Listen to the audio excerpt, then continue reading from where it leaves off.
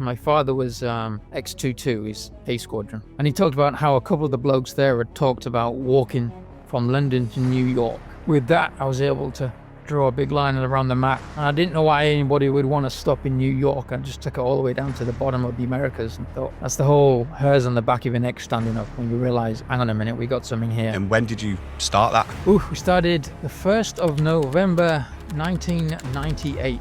Wow, I didn't really realize it was quite so long. You know, being in the Reg, within that environment, that's where the whole idea kind of grew. Rule number 1, not allowed to use any form of transport to advance. Rule number 2, I'm not allowed to return to the UK until I can walk home. Swimming was just planned crazy. It was just the stupidest idea ever. Because, I'm not a swimmer. And the only escape route was across the Caspian Sea. On this episode of the Elite Podcast, I speak to Karl Bushby, former paratrooper, adventurer, and 25 years into the longest continuous journey around the globe on foot.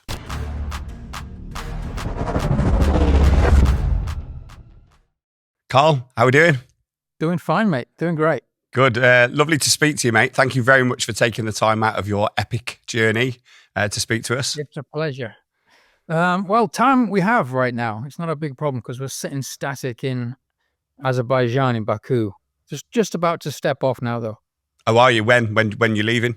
Sunday. Sunday. Okay, so you've been there for, did you say a week or so, was it? Or did you have a week? We've been here for a month or so now since the swim.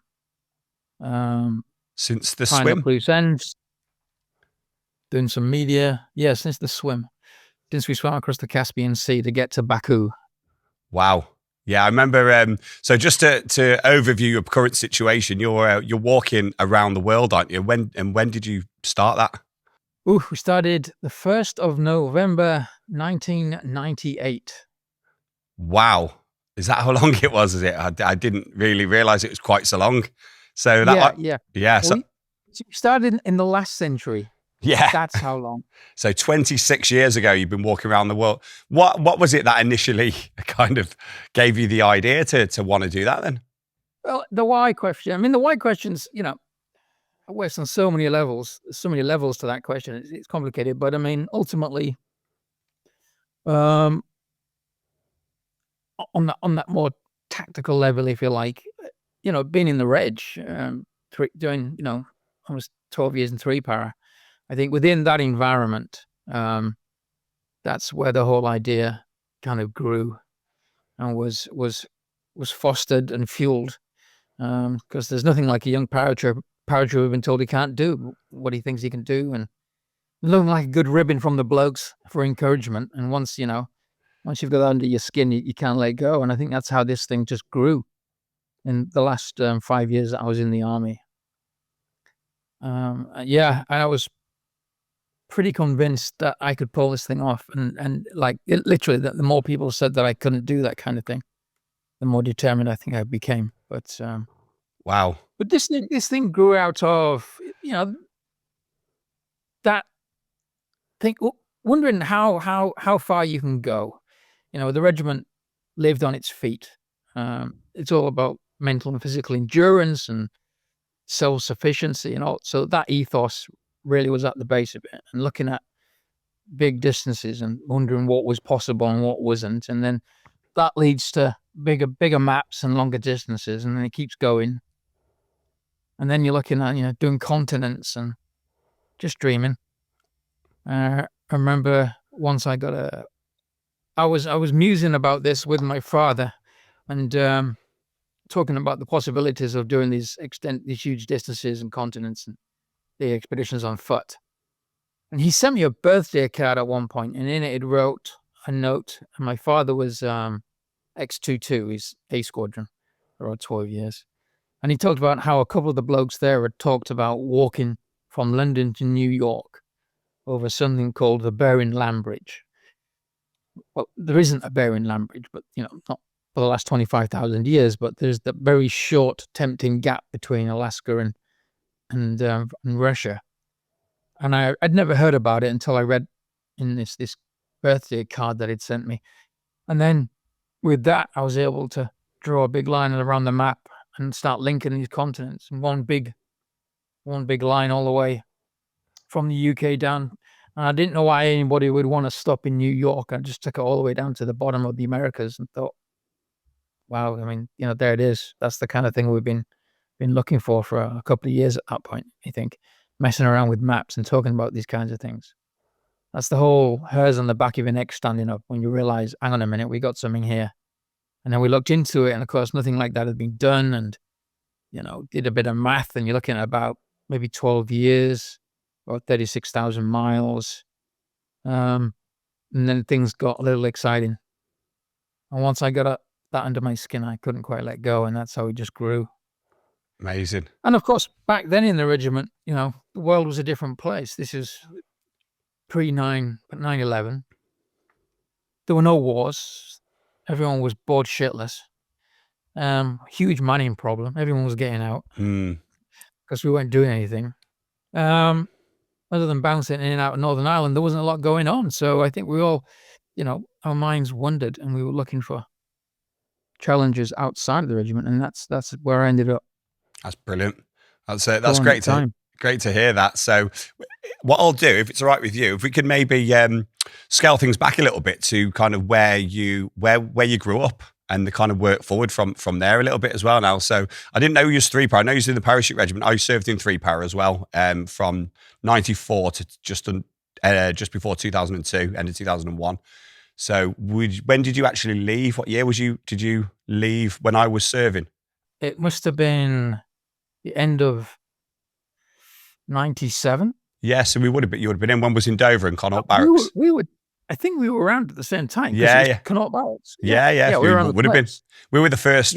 We were the first new blokes that came in July and did an acceptance card in the summer and got absolutely thrashed over the hills. And everyone was going, oh, they're the worst recruits ever, because it had changed, hadn't it? It moved from Browning Barracks to like Lichfield and all the Lichfield and Catterick, yes, phase 2. Yeah. So we're getting a lot of shit for that. And there's always been changes, hasn't there, within the army as a whole and within the regiment. And every time everyone thinks it's the end, and it never is. The ethos of the blokes continues. Yeah, so, you were the duvet kind of guys. You had pillows and duvets, and I don't think we did shout at you and all that kind of stuff. That was the rumors at the time. Yeah, we didn't. We definitely had just dropping. Yeah. Well, that's how people are reflecting on things now, isn't it? I think it's the same, isn't it? I think when anyone looks at anything, any of the new blokes coming in, never had it as hard and they're not as good. I think that's your generation was always the toughest. No, everyone's always had it easier than you did. Yeah. Yeah, that's it. Of course. So that's interesting then. You'll know loads of people that we know, because I've heard of you multiple times through people, and I've been following you on social media for years now.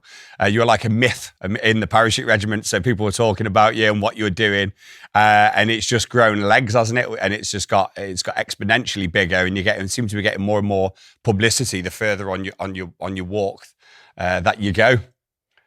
Yeah, it adds up. I mean, especially when you're on the road for 25 years. I mean, and we keep pushing this thing down the road and overcoming these obstacles. There's been some doozies. Yeah, I bet. Yeah, there's been some real stories on this one, and this last one was a good win. Yeah. Why? What happened? Well, getting over the Caspian Sea, getting out of Asia. We've been stuck in Asia for a couple of years now since the pandemic. Well, even before the pandemic, and things were looking pretty bad. We couldn't progress any further west. We couldn't go through Russia, we couldn't get through Iran, and those were the only two options. And swimming was just planned crazy. It was just the stupidest idea ever, because I'm not a swimmer. Yeah, and the only escape route was across the Caspian Sea, which was the joke at first. But as the pandemic progressed, and things were getting tougher and tougher, like these countries were locking down, and we couldn't get back in. And then eventually, when Russia invaded the Ukraine, that kind of took that off the board, and Plan Crazy became Plan Reality, and so we ended up swimming for 300 kilometers. 300 kilometers. Not in the plan. How do you even attempt that then? Because that's obviously not possible in one go. Have you got a safety boat? Have you do it in legs? How did you? Yeah, well, I mean, it started. That was the question. I mean, how the hell are we going to do this? Yeah. Not being a swimmer, and I swim like a cat dropped in a bathtub. It's not even funny. I hate him, and I'm not keen on the sea at all. So when we couldn't see another way out of this, I guess, geopolitical trap that we were in. Now remember, at the time during the pandemic, I was stuck in Mexico on the Pacific coast. Terrible place to be stuck. Terrible. And I lived on the coast, small town, had a bay that was about 4 k's. So we talked about, would it be possible to swim across the Caspian Sea? And I went out, and we managed to swim this 4 kilometers out and 4 kilometers back, just backstroking it. That's with good going. A flotation vest. Got back and says, you know what? We could probably do this. If we could, I was convinced after, that took us about 4 or 5 hours. And I was like, I think this is doable. If we could do that day in, day out for, let's say, 30 days, which is what we calculated it would take. If we could do 10 Ks a day and keep that going. And then we just kept working on that, refining that plan. And then, of course, the big hurdle was getting all the support that you would need to do this from a remote coast of Kazakhstan across the Caspian to Azerbaijan. And then there was the politics of the Caspian Sea and these countries and exiting and entering countries. Yeah, who owns it? Port of entry, is it who owns the space then? Is it multiple countries? Yeah, and that was another problem because these 5 nations that have 5 somewhat controversial nations that surround the Caspian, Russia, Iran, Azerbaijan, Kazakhstan, Turkmenistan, have been arguing about this for decades, and they've only recently come to some kind of agreement, tentative agreement, whereby they've split up the surface in. I think they use the rules of lakes for the surface, and they use the ocean surface. They use the rules of international waters, and they've managed to figure out how all that works. Just only recently, which is why I was surprised that no one had ever swam across the Caspian Sea, which sounded crazy because we got people have swum everything, and I thought that was a given that someone would have swum the Caspian, but no one swum the Caspian, and it may be just due to the geopolitics. So right time, right place, we were able to actually make inroads there, and we pushed and struggled in 2023. Got very close to organizing a safety boat and a crew and everything, and all the funding required to do this, which was not cheap. But that fell through, so we had to leave it. We had to wait until 24 this year, and we managed to get a deal and managed to convince the Azerbaijani government to back it. So not only did we get the government to back it, but we got the Coast Guard to provide their ships as the support ships. That's brilliant. I was going to ask that. That's helpful. It just worked out. It was the dream. I mean, we couldn't have imagined that at the beginning, working out as well as it did and getting the kind of support that. And we just couldn't imagine doing it any other way because it was pretty tough. So with regards to that then, firstly, well done and congratulations. That's absolutely amazing. You must be one stubborn bastard. That's all I can say. Someone who's got an idea in their head and is not shifting off that until they've done it. And that's very, very much the Parachute Regiment mindset, isn't it? It is. It's about the mindset. It's about that state of mind, and it's keeping that goal in mind, and it's just not letting go. I mean, and I've never looked at any different.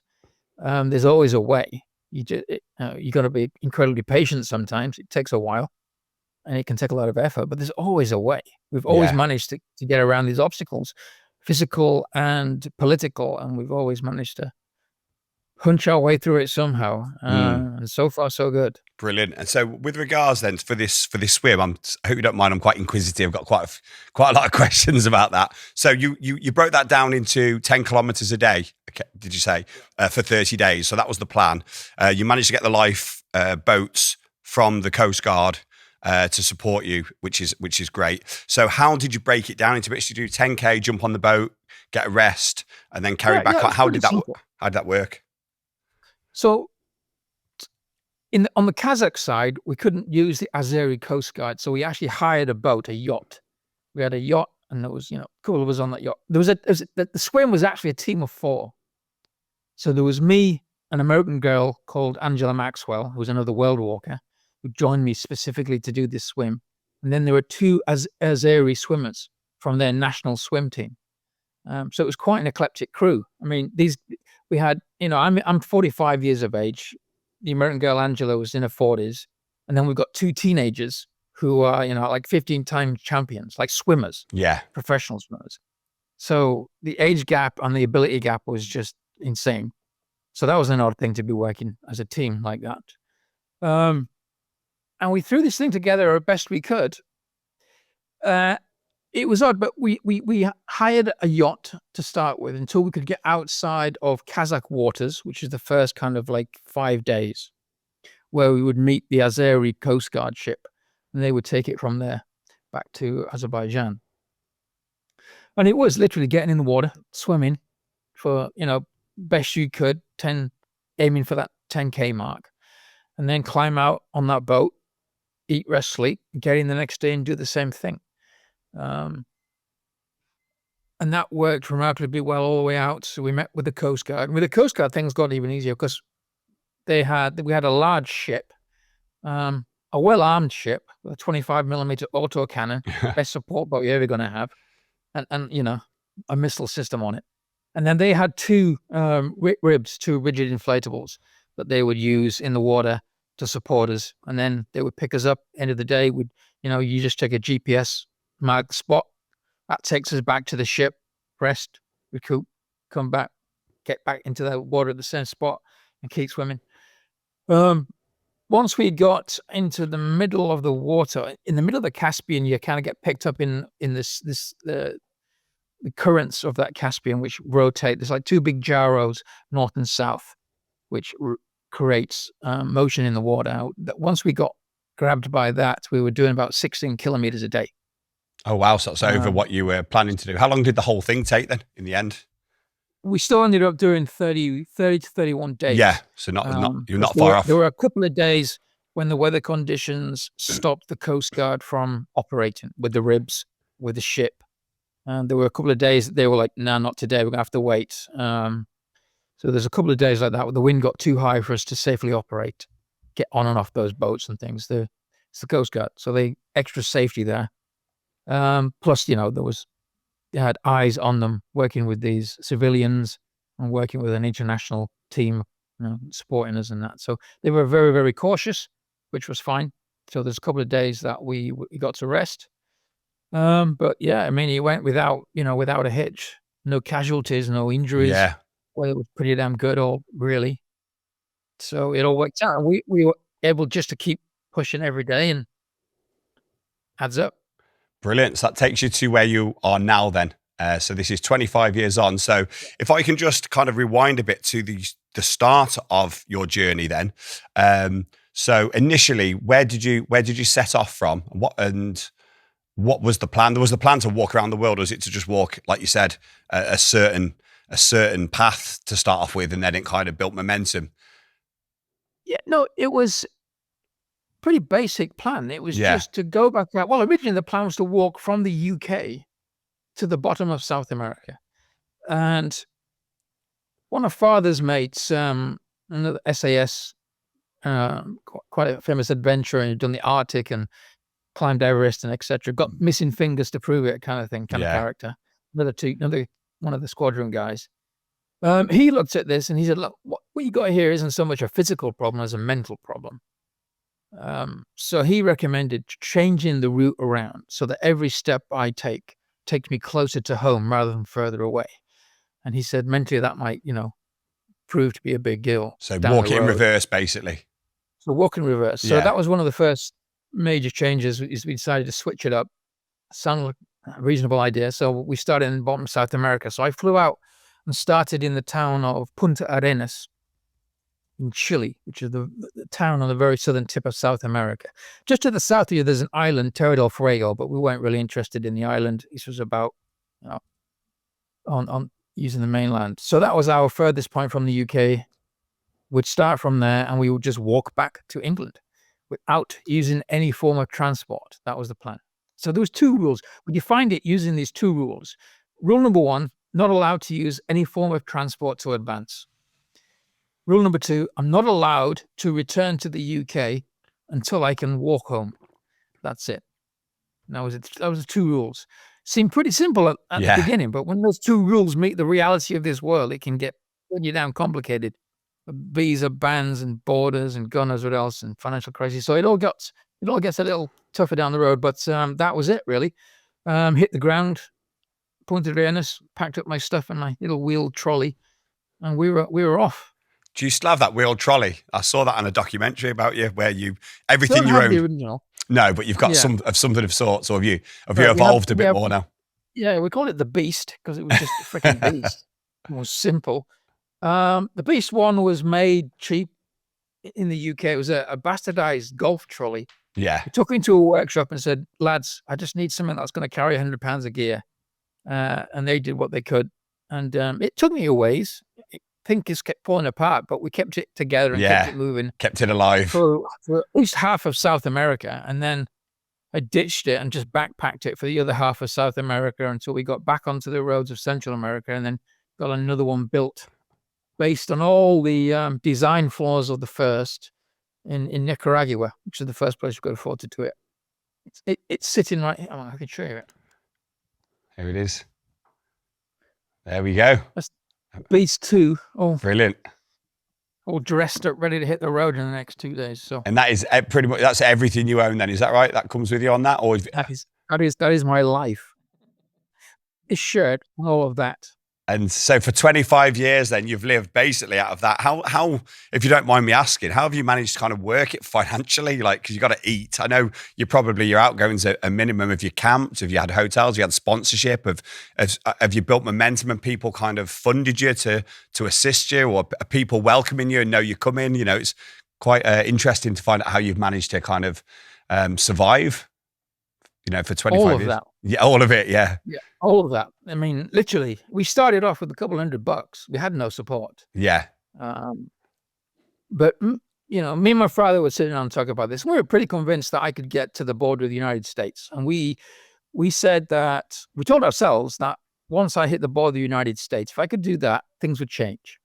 And that's exactly how it played out.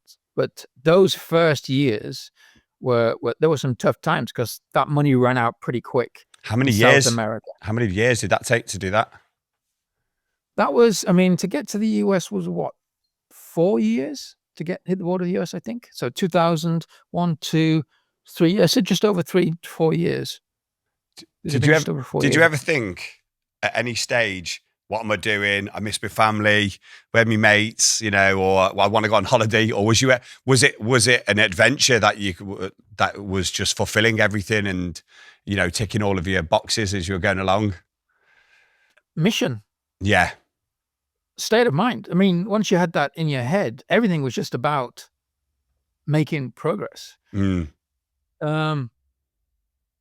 You never really thought of, because, you know, once I'd made that decision that, you know, we were going to do this, we weren't going to have a go at it. We were going to do it. Yeah. And I think getting that right in your head makes all the difference. Because if you go at something with, you know, let's have a go and see how it works, there'll be too many reasons for you to stop, I think. So I burned all my bridges and said, look, we're not coming home.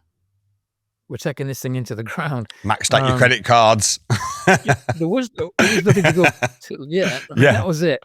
Literally. So I was all in, and there was no option but forward. And I think with that mindset, you'll find those solutions to those problems. I think that's the first important thing that people have to know. And yeah, with that attitude, and you know, I mean, you're ex-para reg. I mean, you think you're bulletproof because they do a good job conditioning you. You really do think you're bulletproof and take on the world. And I think that confidence and that attitude also get you a long way. Absolutely, yeah. If you don't think it, you're definitely not going to do it. But if you think you can, that you at least you're standing a chance.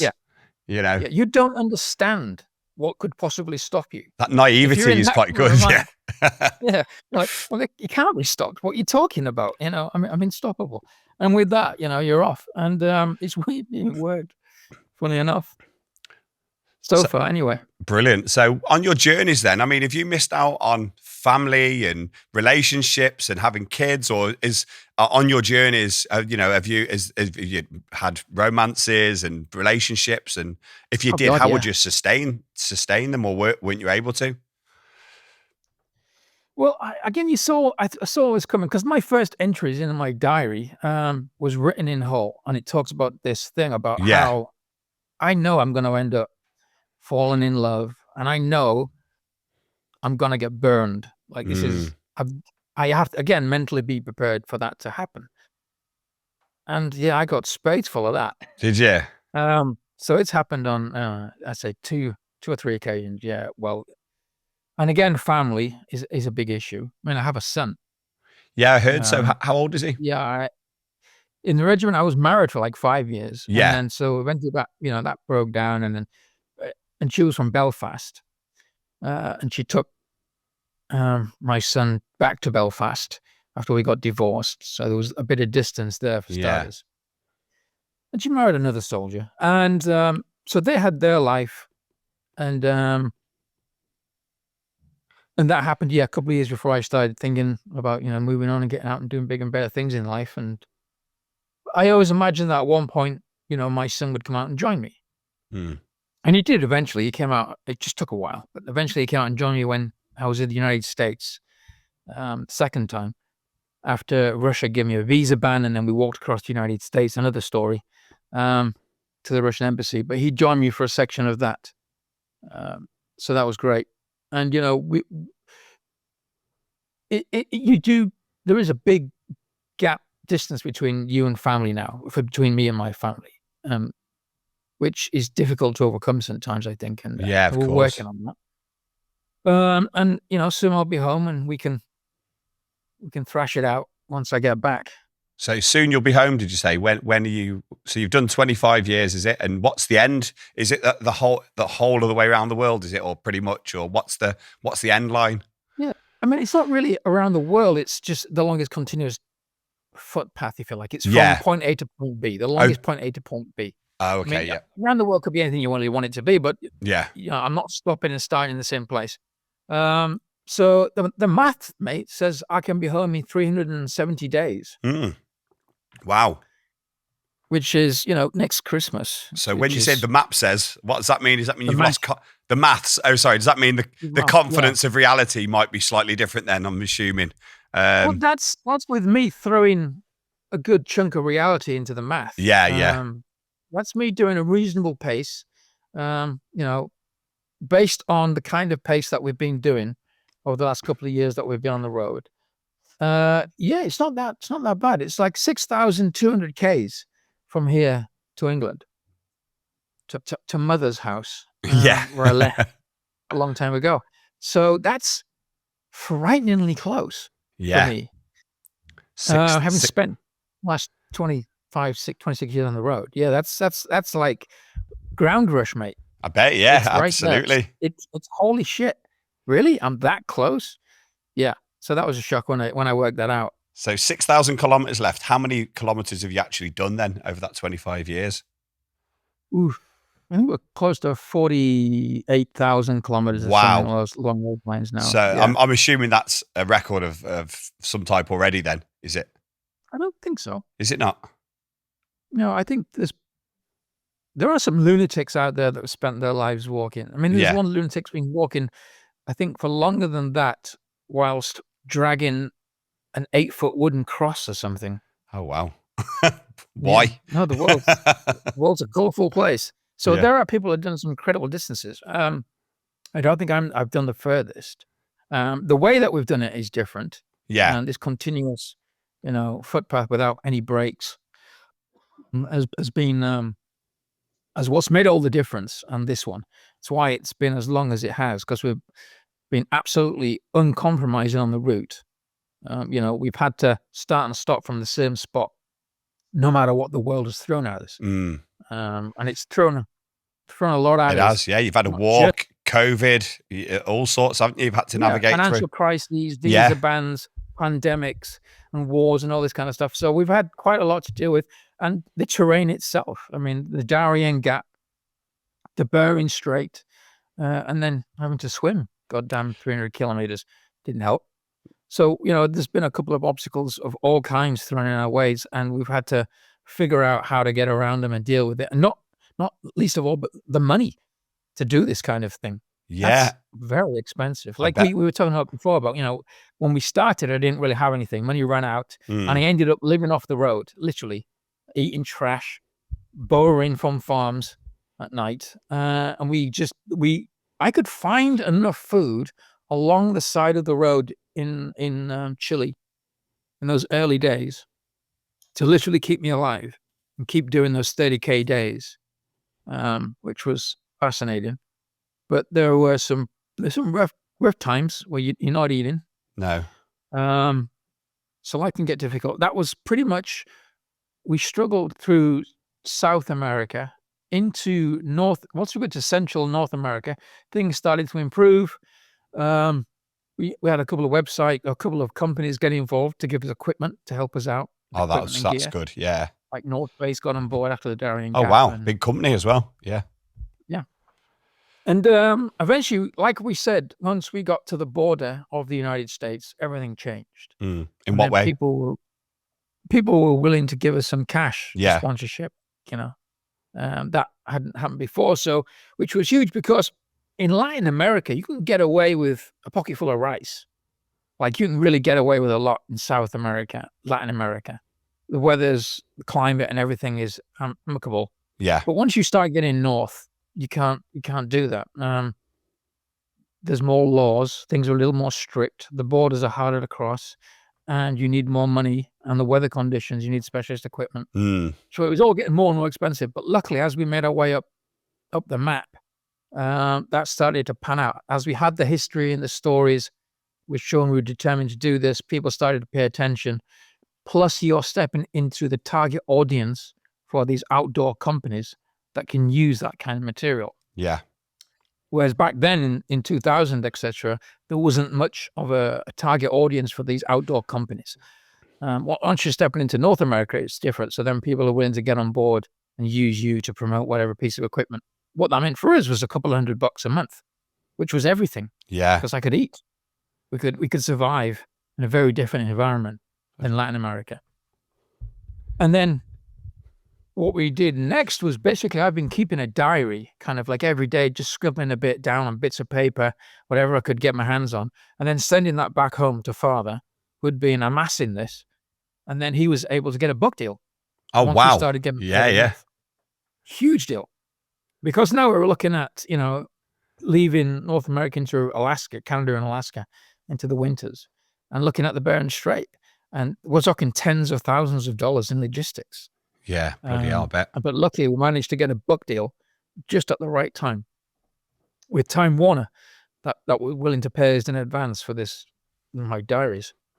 So that would cover Alaska, the Bering Strait, and into Siberia. Huge deal. Yeah. Brilliant. And then, again, once we got into Siberia, there was the financial crisis. I lost all the sponsors. And then I found the guys who are sponsoring me now from Los Angeles, who have taken me the rest of the way. And so you've got a current sponsor then, that with you now? Yeah. Brilliant. Yeah. We've had them since 2010. They obviously could see that you were gonna get to the end of this then, no matter what. So they've been 2010. So they've been with you 14 years. Yeah. Wow. And they're a production company out of Los Angeles.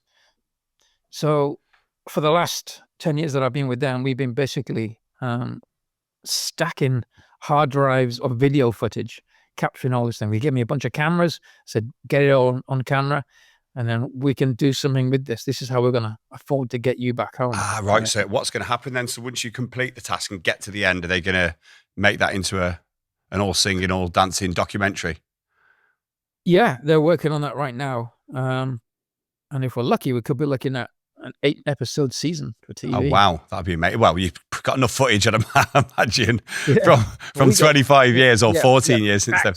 stacks of terabytes of hard drives. I mean, so much footage. Filming every day for the last, 10 years or so is a lot. It could be a film, mate. That could be, to be honest with you. You know what I mean? It's I don't know a film, but it'll certainly be an interesting documentary, at least a documentary. yeah. But hopefully we'll get a series out of it. But that's my pension, I guess. But yeah, that's who's been backing me for the past 10 years. So that's how we financially, at first it was literally eating cats and dogs. And then as we made our way into America, we managed to start nickel and diming it, got some money. Then the book deal took over.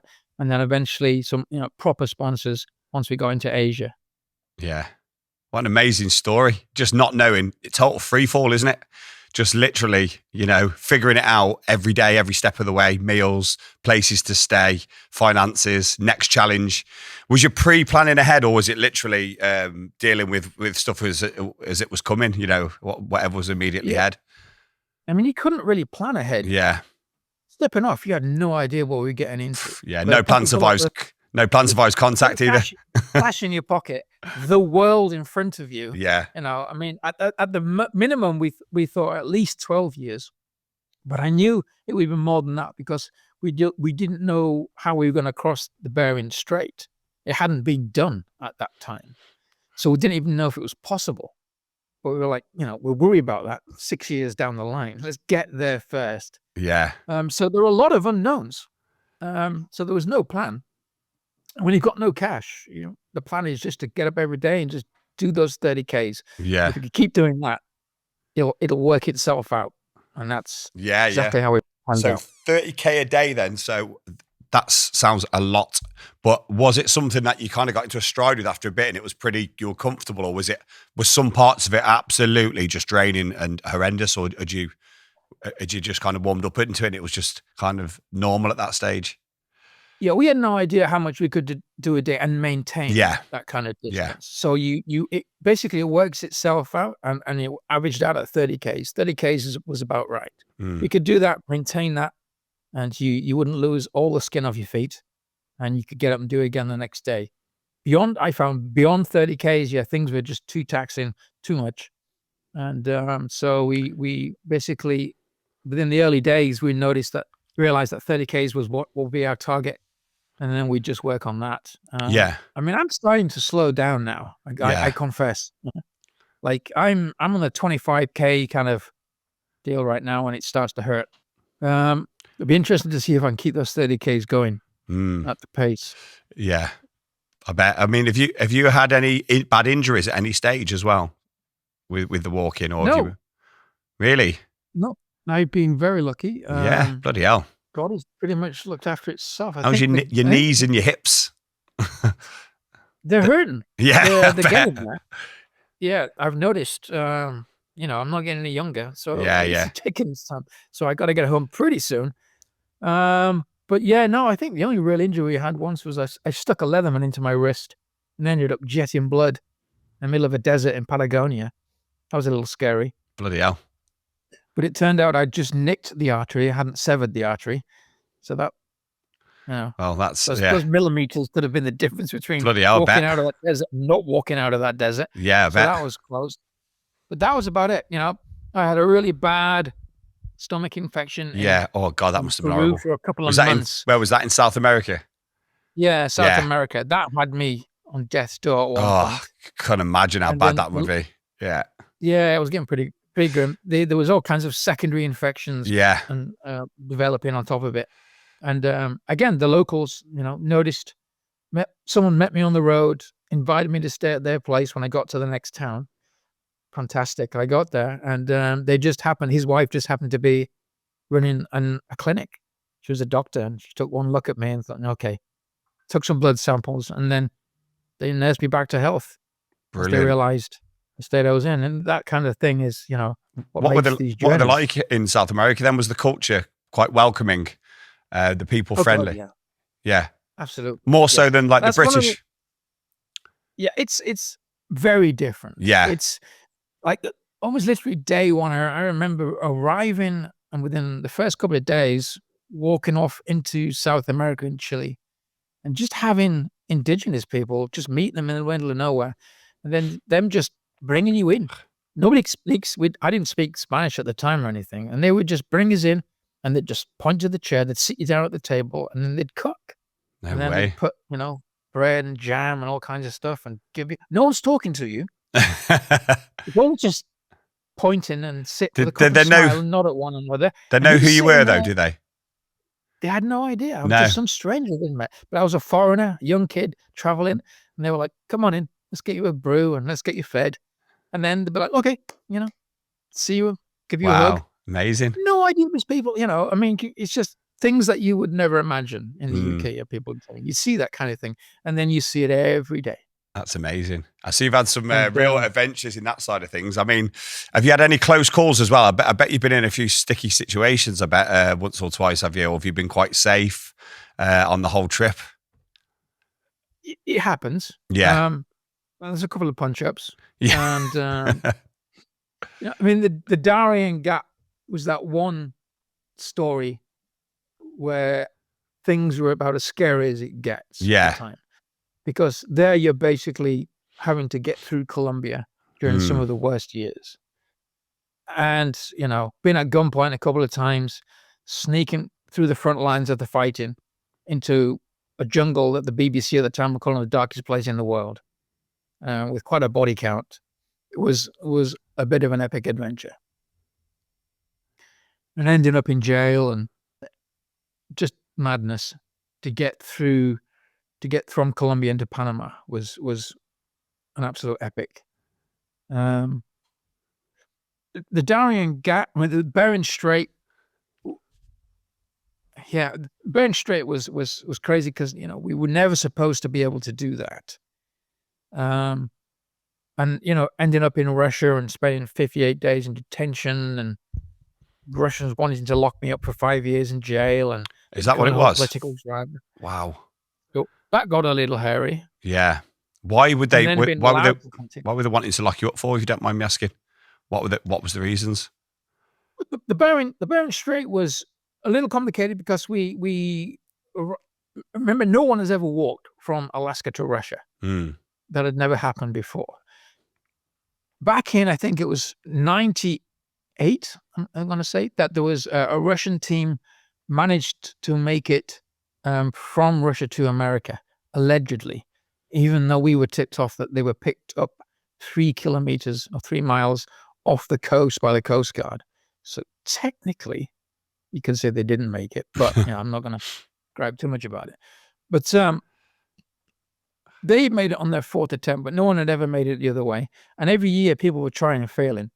The big boys, the professionals, with big backing and sponsorship and all the rest of it. But no one had ever actually made it. And it was hairy. It was a very, very challenging environment. One of the worst you can find yourself in. And the paperwork to get into Russia, we needed, I don't want to drag on about it too much, but we needed 2 things. You needed obviously a visa, and then you needed a special permit to be in that part of Russia, which, because of its proximity to the evil empire, was basically a military zone. This thing called a propusk, special permit. So once we'd managed to get across Alaska to the coast of the Bering Strait, we had a little bit of time to train for the Bering Strait. We had one of the best years to try it, which had been one of the coldest years in coldest winters in 30 years. So we had the best ice conditions. Yeah. Which we needed. And I guess I should set the Bering Strait up, the scene here, because the Bering Strait is a very narrow gap, a 57-mile gap between Alaska and Siberia. And it's like a narrow gap, so it's a choke point for 2 big oceans. So everything's moving there all the time. It never settles. There's never solid ice. So the ice will come south, but it's a mix of open water and ice that's constantly moving. So it's a huge challenge. And the team that tried it the year before us, there was an Arctic adventure explorer who'd done the North Pole, South Pole, and his partner had done Everest and K2. And they stepped onto the Bering Strait, got dragged south, almost one of them almost died at one point. They got dragged straight south for 8 days until they were rescued. That's the kind of thing you're looking at. That was the pros. Yeah. We turned up in the Bering Strait, me and this other guy that I'd met in Alaska called Dmitry Kiefer, who's an adventure racer who wanted to join me because he'd heard about me looking to join with somebody to do this. He joined me. We're both amateurs, limited polar experience. Did you go to Norway with three para? Yeah. Did a couple of those. Yeah. Norway. Yeah. So that's what I had behind me. So just enough to know that I hated it. Yeah, it's not a great environment to work in, is it at all? It sucks. So yeah. And so that was a real challenge. But the paperwork was I needed a visa and I needed ProPass. We arrived on Alaska. The year was looking fantastic. But everyone, basically, all the experts that we talked to said, you're not going to do this. Not you guys. Again, you guys, this is silly. You're going to get yourselves killed. You probably shouldn't try this. Was basically the attitude. Everyone we spoke to. The guys that tried it, the professionals that tried it and didn't get anywhere. So for me, this was the first attempt, right? We were going to hit this thing full on. We're going to go at it with a plan, with the equipment, and we were going to learn, and we were going to bounce off this thing like a brick wall, lick our wounds, and be better next year. That was the plan. The only thing I couldn't quite work out was how we're going to keep affording this, because it was like tens of thousands of dollars to keep this thing, the equipment, the logistics, and all the rest of it. And then, so we ran at this thing head on, and it just worked. It all came together, and things happened. I talk about it like it was literally like Moses watching the Red Sea part at one point. Because, the wind, one of the windiest places in the world, and the wind just dropped off and the temperatures had gone up because it's spring. You're doing this end of March and April, end of April, I think it was. And then, end of March into April, that's right. And the temperatures went from like almost one point, we're at 0 degrees Celsius. So you're in slush, it's wet, it's warm, relatively speaking. And they dropped to about 35 degrees C, which put the surface on the sea ice, which doesn't freeze until about 40 degrees Celsius. Yeah. And all these environmental changes was just perfectly timed for us to get where we needed to go, and then just stumble into Russia, and then manage to punch our way through down south onto the Russian coast. And for the first time, people walked into Russia from America. And the Russians were just having none of this. All right. Spies. Absolutely not. Absolutely. Of course you were. I mean, bullshit walking across the Bering Strait. No, obviously. They didn't believe you. My military background, special forces father and all the rest of it. Oh, shit, yeah. Who am I trying to kid? So, no, they were just all over us. Have you got the Parachute Regiment tattoo as well? No, yeah. Did you? Yeah. So you grassed yourself right up there. Yeah. Yeah, so we arrived in Russia, in shock almost, not expecting to make it the first time. Really didn't, but we were willing to have a go at it. And there we were in Russia, having just made history. And then, it all kind of got very, very complicated very quick. And the Russians were on us. And the next thing, we're sitting in a room with the FSB, being stripped of our equipment, and then ended up kind of in a kind of town prison. So the way that they detain you there is they dropped us in a village in the middle of the Bering Strait. Just took our equipment and passports and just dropped us in the village. We looked after us. The church actually took us in at that point. But you're not getting out of there. And then they held us there for about 57 days, put us on trial, found us guilty, was going to deport us and fine us, which obviously was a huge problem for the expedition. But you were given the option for a retrial. We took it just as the international media kind of picked up on the story. And then we were off to the races. Things got very complicated and very strange. And I got very lucky. At the time, John Prescott was Deputy Prime Minister. I think it was during the Tony Blair government. And he just happened to be my local MP in Hull, where I come from. And the governor of Chukotka was a guy called Abramovich, who owned Chelsea Football Club at the time and had a lot of interest in the UK. So those two managed to get their heads together and make this fuss go away.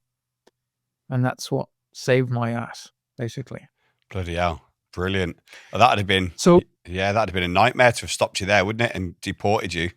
Yeah, it could have ended there, right? It most likely would have ended there. Well, in the courtroom, the Russian security apparatus, let's call it, the border guards and the FSB, wanted to put me away for 5 years, as a demonstration.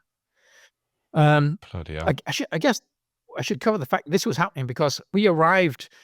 We before all of this, we got our visas through an American company, a special travel agency. So we went down to see them in Portland, in the US. Me and my partner Dmitry Kiefer. We gave them our passports and we gave them the plan for the Bering Strait crossing. So that they would send that to Russia. Those passports came back with the green light and the visas, and they gave us the passports back. But they hadn't told us that they'd changed the plan. So they told Russia that we would fly into Vladivostok as tourists. That's why they gave us the green light. They didn't tell us that they changed our plan. So we assumed that the Russians had seen the Bering Strait plan and give us the green light. So we were like, awesome. This propusk, this special permit, we didn't know, we couldn't find out any information on that. There was nothing available. And we didn't have time. We were running out of time. And I wasn't that concerned because we wasn't going to make it anyway. And if we did, then, we would have to come back to Alaska, sort out the paperwork to be able to continue. So we arrived in Russia, not expecting to, but without the special permits and with basically fake visas. Shit. So shit hit the fan, right? Yeah. And all this eventually would come out during these investigations. The US State Department got involved and, they found out that this company had basically lied to us and hadn't told the truth. And so they were kind of, they took off some of the pressure from us, so to speak. So it was all very complicated, but eventually it all worked itself out and I was allowed to continue, go back into Russia the following year and then continue through Russia. But it would take like 10 years or something. Was it? No, 6 or 7 years, I think it was, to get through Russia, Siberia. That's how long it took to walk through Russia? Yeah. Wow. Because most of it was basically tundra that we couldn't walk in the summer months because it's just waterlogged and just rivers. So how did you get across it? So you had to work during the winters. Okay. So I had to do winter after winter after winter in Siberia because during the winter months, the Russians, they reach all of these outlying villages in Siberia by building ice roads because they can only supply them with helicopters during the summer months, which is very expensive. So during the winter, they build these ice roads and then just truck tons of stuff, a year's worth of supplies to these villages before the ice roads melt. And that is your best opportunity is to tap that network and use those ice roads to get out of Siberia until you can get far enough into Russia and into Siberia to pick up on the first permanent roads. And it took years. And the Russians would only give me a 90-day visa. So we had like 3 months every winter to get as far as we could. And some of those winters were pretty gnarly. And were they? We didn't get as far as we wanted, but it took years. And then there was the visa ban. So at one point, the border guards who didn't like the outcome of the court case basically had it in for me in the FSB. So I had them on my back every time I would go back into Russia. The FSB would be waiting for me at the bottom of the stairs of the aircraft. And we would have fun and games with them every time I went back. They were on my ass and that got a bit scary. Pretty interesting stories there. But eventually we got a visa ban.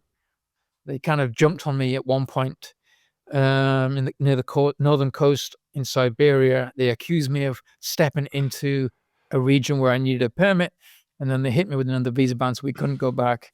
Then I had to spend a year walking across the United States from my sponsors in Los Angeles across the States to the Russian embassy in Washington, D.C., while we put together a case to try and ask or to get permission to go back into Russia. I didn't think it was going to work, but it did. It panned out. We managed to find a supporter, I guess, someone in the Russian embassy who had the ability to overturn a visa ban and get me back in. Again, look at the gods. Wow. I tell you what, I've got away with so much on this. It's unbelievable. Yeah. Every time I think to myself, there's no way we're getting over this one. We'll figure it out. How something works out. many of those moments have you had where you've gone, There's flipping been a out? few. Yeah, this is it now, There's been a few. Yeah. Yeah. So again, we managed to overcome that visa and get back into Russia, get beyond the problem with the FSB, and then eventually, get out south into Mongolia. Absolutely. But it took years. Yeah. Yeah. The time that it took me to walk the entire length of the Americas, it took me to get out of Siberia on a map like that. But So that 12 years you thought it would be turned into 25 years. so very quickly the years are racking Yeah. up. Well, I hope this last year stays a year and doesn't stretch out any further than is needed for you. It shouldn't be any real problems. Looking at the route ahead of me right now, Oh, compared to where you've been, then is it quite straightforward, really? it's looking pretty straightforward Yeah. now. As long as Georgia doesn't implode or something in the next couple of days, I'll be fine. But I think we're getting into more stable territory at this point. So things are looking pretty comfortable. Amazing. Brilliant. Well, that's such an amazing and interesting story that you've got there, and a proper adventure, isn't it, by anyone's standards? It is a boy's adventure dream. Yeah, I don't know if it feels like it for you or not, but it sounds I'm envious, almost like the freedom. I'm sure that comes with other consequences as well that are negative, like you said, the fact that you're away from your family, your son, and you fall in love, you fall out of you have your heart broken, and you can't really get close. But also, I mean, if you look back, probably now collectively at the whole journey, that's an experience that not many people are going to have had ever in this world. So it's not freedom in the sense that you're rigidly on a mission and you don't have a lot of leeway there. So there's no out on this one. The freedom like you can't have relationships. Yeah, you're living with a couple of bucks in your pocket at every minute. Yeah. Sometimes you're like, do I eat today or do I get coffee? Living like that can be tough. Yeah, bloody sounds it. Yeah. So, you don't have that much freedom, I get, in some respects, in some regards. But in others, you do. Yeah. I don't have that 9 to 5. Yeah, I get up every day and I'm my own boss, right? I decide how far I walk. I decide whether or not I get in that tent early that day. And so, yeah, it swings and roundabouts, mate. It's an interesting world to live in. And it's not over yet. So no, absolutely. And we won't celebrate until you're over the finish line as well. As you know, anything can happen, can't it? And the next challenge is the Channel Tunnel. We're trying to get permission to get through the tunnel. And if we get that, you have to swim it otherwise, aren't you? You have to swim the channel otherwise. Dude, screw that, man. I'm just done with the swimming thing. Channel swim? Yeah, I don't know. Is anyone to avoid that? People have walked through that already, haven't they? You're allowed to walk through the tunnel. I don't know. Oh, I know there's a maintenance shaft. You can be done. I don't know if I think they have. I think there's charities that have managed to get people through there before. That's the rumor that I've heard so far. So, but I haven't took a deep dive into that. We're just starting to look at that now, really. Yeah, we can switch focus and start looking at home for the first time. I think in a long time. Well, 20 odd years. What's going to be waiting for you at home then? Is friends, family, or is there what's going to be there? You're going to be starting afresh again. Drug addiction, a wheelchair, and a suicide prevention. I think. Who knows? Yeah. But yeah, no, it's time to actually start paying some attention to that now. I think. Yeah. There's a couple of things in the back of the mind that I want to try to focus on, but we'll see. Yeah, we'll see. It's coming soon. Brilliant. Well, we look forward to hearing all about it, and I'm sure, as I will and everyone else will, be keeping a closer eye, the closer and closer to the home finish, to the finish line and to home you get. So, I just wanted to say on behalf of all the Parachute Regiment, everyone's dead proud of you. You're flying the flag for the regiment and you're showing everyone around the world the type of mindset that we have, because you personify it with what you've done, your adventurous character and your tenacity and, your stubbornness with absolute resilience, just refusing to fall down any of the hurdles. So respect to you, mate. That's a huge honor to hear that from the Reg. that's the best I could have hoped for. At the end of the day, Brilliant, mate. best I could have hoped for. Well, thank you very much for your time today. It's very, very much appreciated. And I know you're busy. Thank you. It's a pleasure. Mate. Cheers. Thanks.